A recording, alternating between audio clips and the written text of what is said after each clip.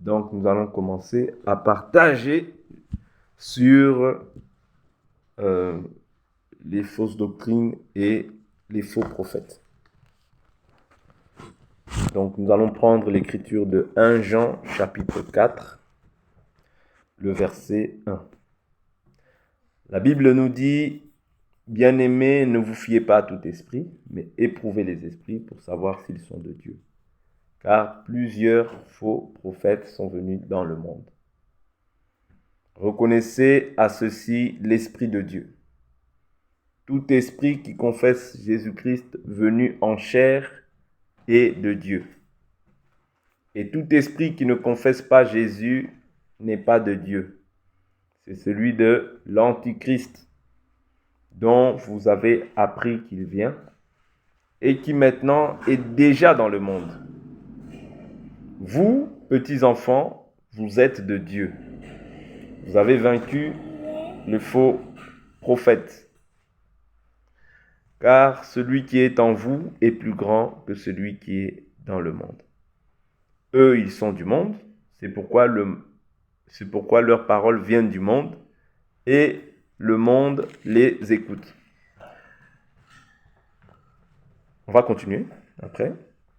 Donc ici, il faut comprendre que la Bible nous dit de ne pas nous fier à tout esprit. Comment est-ce que je peux ne pas me fier à un esprit? Déjà, premièrement, il faut savoir qu'un esprit, il y a les esprits comme ça, mais il y a l'esprit dont on parle ici en réalité, c'est quoi? C'est la parole. Et ne pas mettre foi à toute parole. Est-ce que vous comprenez? Ne pas mettre foi à toute parole. Parce que ici, quand on parle d'un esprit, quand on parle d'éprouver les esprits, comment est-ce que je vais éprouver un esprit? Vous voyez? Je ne peux pas mettre foi à toute parole qui sort de la bouche d'un homme. Vous voyez? Voilà, c'est comme ça que j'éprouve. Parce que quand on parle, il dit, mais éprouvez les esprits pour savoir s'ils sont de Dieu. Car plusieurs faux prophètes. Ah, donc ici on comprend que les esprits dont il s'agit, ce sont la bouche des faux prophètes. Ou des prophètes, bien des faux prophètes. Parce qu'il peut y avoir des vrais prophètes, mais il peut y avoir aussi des faux prophètes. Vous voyez? Ça veut dire la parole qu'ils vont nous apporter, c'est tout un esprit.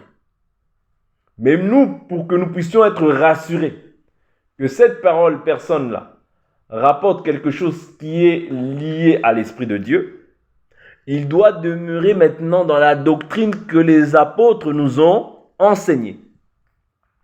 Si cette personne ne demeure pas dans la doctrine, il n'a pas Christ, il n'a pas Dieu. Et la Bible nous dit de ne pas dire salut, même à une telle personne. Est-ce que vous comprenez? De ne pas dire salut même à une telle personne. Donc si je ne te dis pas bonjour, alors que toi tu ne marches pas, tu vois? Le salut dont il est question dans un premier temps ici, c'est de ne pas embrasser cette doctrine. Vous voyez? Et secondement, je peux aussi ne pas te dire salut physiquement. Parce que la Bible nous dit, qu'ai-je à juger ceux du dehors? N'est-ce pas de ceux du dedans dont vous êtes juges? Vous voyez? En quoi est-ce que je peux juger? Qui est-ce que je dois juger? La Bible nous dit dans 1 Corinthiens 5 que si quelqu'un tout en se nommant frère est impudique, adultère, idolâtre, vous voyez, celui-là, je ne dois même pas manger avec un tel homme. Est-ce que vous comprenez? C'est-à-dire que le jugement, nous, on ne l'effectue pas envers ceux du dehors, mais envers ceux du dehors, mais c'est envers ceux du dedans. Ça veut dire quelqu'un qui vient, qui n'apporte pas la véritable doctrine, je ne dois même pas manger avec lui. Est-ce que vous comprenez? Parce qu'en mangeant avec lui, ça fera comme Akab, comme Josaphat, je crois, vous voyez, qui s'était allié avec Akab. Lorsque le prophète est venu, il a dit, « Aimes-tu ceux qui haïssent l'Éternel ?» Mais Dieu a trouvé quelque chose de bon en toi. Vous comprenez? C'est-à-dire que moi, je ne peux pas je ne peux pas m'allier avec ceux qui haïssent l'Éternel. Non. Je ne peux pas m'allier avec quelqu'un qui haït l'Éternel. Quelqu'un dont les œuvres sont mauvaises. Je ne peux pas m'allier avec cette personne. Vous comprenez? C'est très important. Parce que quand tu mets foi à une fausse doctrine, ouais, quelque part, c'est comme si tu mets la parole de côté. Est-ce que vous comprenez? Plusieurs, la Bible ne dit pas quelques-uns, plusieurs faux prophètes sont venus dans le monde. Maintenant, on doit reconnaître à ceci l'Esprit de Dieu. Tout esprit déjà, premièrement, qui confesse Jésus-Christ, venu en chair, est de Dieu. Et tout esprit qui ne confesse pas Jésus n'est pas de Dieu, c'est celui de l'Antichrist. Ça veut dire, aujourd'hui, l'Antichrist physique n'est pas encore là. Mais il y a déjà beaucoup d'Antichrists. Quand on parle des Antichrists, c'est qui? C'est déjà, premièrement, toute personne qui ne confesse pas Jésus. Quand on voit, par exemple, les musulmans, leur doctrine, elle est antichrist. Pourquoi? Parce qu'ils ne confessent pas Jésus. Quand on voit, par exemple, les kimbanguistes, ouais, leur doctrine, elle est antichrist, parce qu'ils ne confessent pas Jésus-Christ venu en chair. Vous voyez, toutes les religions du monde. Parce que Jésus, n'oubliez pas qu'il n'est pas venu apporter une religion, mais il est venu établir la communion perdue avec l'homme de par le péché. Il est venu restaurer la communion avec l'homme. Vous voyez? C'est-à-dire c'est une forme de relation. Vous voyez? Et non pas une communion, et non pas une religion à proprement dite. Mais maintenant, nous avons notre religion. La Bible nous dit que la religion pure, c'est de visiter les veuves, les orphelins. Vous voyez? Visiter les veuves, les orphelins. Est-ce que vous comprenez? La religion pure sans tache devant Dieu, vous voyez, c'est de visiter les veuves, les orphelins et ceux qui sont dans l'affliction. Est-ce que vous comprenez? Donc, c'est ça la religion pure devant Dieu. Vous voyez? Donc, en réalité, c'est de visiter les frères, les sœurs. Parce que nous sommes veuves et orphelins par rapport à notre ancien père, le diable. Vous comprenez? Donc, ici, ce que nous devons comprendre, c'est quoi? Déjà, il y a des antichrists qui sont sur la terre. Oui. Toute personne qui dit « Oh Dieu, Dieu, Dieu, Dieu, Dieu », toi ne te limite pas à ça. Une personne même qui vient te faire une prophétie, je vous dis toujours, et que la prophétie elle s'accomplit, ne dit pas encore qu'il est de Dieu. Est-ce que vous comprenez? Ne dit pas encore, il a dit vraiment, oui, il va t'arriver ça, ça, ça, ça. La chose aussi, elle arrive comme il a dit. Ne dit pas encore que lui, là, il sert Dieu. Non. La Bible nous dit, Deutéronome chapitre 13, prenez souvent cette écriture, ça va vous aider. Parce qu'aujourd'hui, on est au temps où il y a plusieurs antichrists. Deutéronome 13, verset 2. S'il se lève au milieu de toi un prophète ou un visionnaire qui t'annonce un signe ou un prodige, et qu'il y ait accomplissement du signe ou du prodige dont il t'a parlé, tu arrêtes. Dont il t'a parlé en disant, rallions-nous à d'autres dieux, des dieux que vous ne connaissez pas, et rendons-leur un culte. Tu n'écouteras pas les paroles de ce prophète ou de ce visionnaire, car c'est l'Éternel votre Dieu qui vous met à l'épreuve pour savoir si vous aimez l'Éternel votre Dieu de tout votre cœur et de toute votre âme. Vous vous rallierez à l'Éternel votre Dieu et vous le craindrez, vous observerez ses commandements, vous obéirez à sa voix, c'est à lui que vous rendrez un culte et vous vous attacherez à lui. Ce prophète ou ce visionnaire sera puni de mort, car il a parlé de rébellion contre l'Éternel votre Dieu qui vous a fait sortir du pays d'Égypte et vous a libéré de la maison de servitude. Et il a voulu te pousser hors de la voie dans laquelle l'Éternel ton Dieu t'a ordonné de marcher. Tu extirperas ainsi le mal au milieu de toi.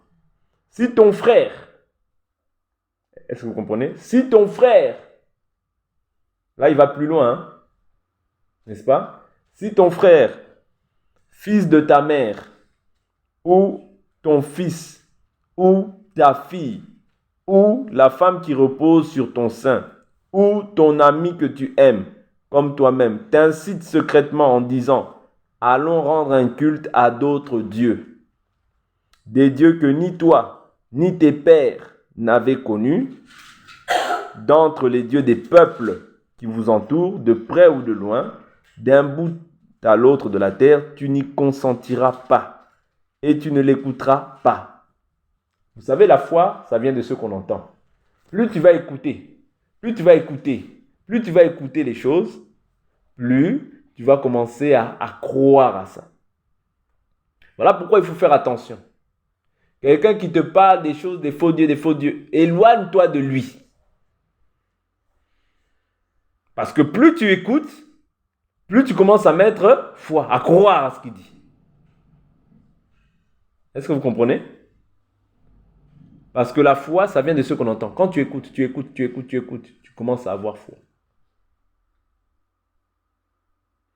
Ouais, mais Mohamed, l'islam, c'est la vraie religion. Hein. C'est la vraie religion. Tous les jours, tu écoutes ça. T'écoutes. Un jour, tu vas commencer à aller chercher un peu leur Dieu pour savoir comment ils rendent un culte. Dieu nous dit dans sa parole, tu ne chercheras même pas à savoir comment est-ce qu'ils rendent un culte à leur Dieu. On ne doit pas chercher même à savoir comment est-ce qu'ils rendent un culte à leur Dieu. Est-ce que vous comprenez?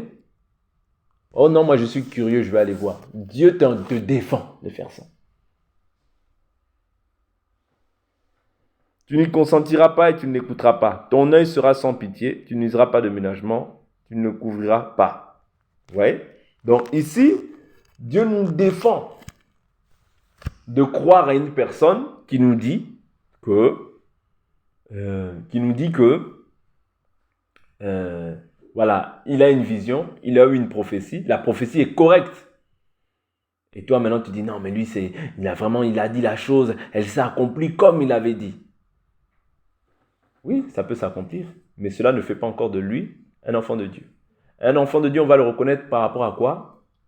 À l'enseignement qu'il va nous apporter. Quel enseignement il va nous apporter? Parce qu'un enseignement, c'est un Dieu. Hein? Est-ce que vous comprenez? Un enseignement, c'est un Dieu. Vous comprenez? Il y a des religions qui disent, par exemple, qu'aujourd'hui, qu'on peut se marier à 3 femmes. Ça, c'est un autre Dieu. C'est un autre Christ. Parce que quand on dit Jésus-Christ ici dans le livre de 1 Jean, il faut comprendre que Jésus-Christ, ce n'est pas le nom seulement Jésus-Christ. Non. Quelqu'un peut dire Jésus-Christ le nom. Oui, moi je confesse Jésus-Christ comme toi. Mais j'envoie quand même le feu sur les gens pour que les gens puissent mourir. Mais il confesse Jésus-Christ. Mais il envoie quand même le feu. Est-ce que vous comprenez que Jésus-Christ, c'est l'enseignement? Oui ou non? Jésus-Christ, c'est l'enseignement. Jésus-Christ, c'est pas simplement « Ah ben papa, tu sais, il est chrétien, hein, parce qu'il lui aussi, il parle de Jésus-Christ, donc il est chrétien. » Non, c'est pas ça être chrétien. Quel est l'enseignement qu'il a? Quelle est la doctrine qu'il a? Est-ce que vous comprenez? Est-ce que vous comprenez? Jésus-Christ, c'est l'enseignement. Qu'est-ce que ça fait si on envoie le feu? Qu'est-ce que ça fait si tu mets une robe qui est courte? Ça fait quoi? Tu exagères. Devant Dieu, ça fait quelque chose. Est-ce que vous comprenez? Quand tu n'observes pas les iotas de la parole, la Bible nous dit que si tu retranches, Dieu retranche aussi ta part de l'arbre de vie. Si tu ajoutes, Dieu ajoutera les fléaux de ce livre à ta vie. Vous comprenez? Tous les fléaux qui sont écrits, Dieu ajoutera. Voilà pourquoi ne te dis jamais qu'est-ce que ça fait. Ça fait quoi? Non. Si Dieu a dit non, non. Si Dieu a dit oui, oui. Que ton oui soit oui, que ton non soit non. Tout ce qu'on y ajoute vient du malin.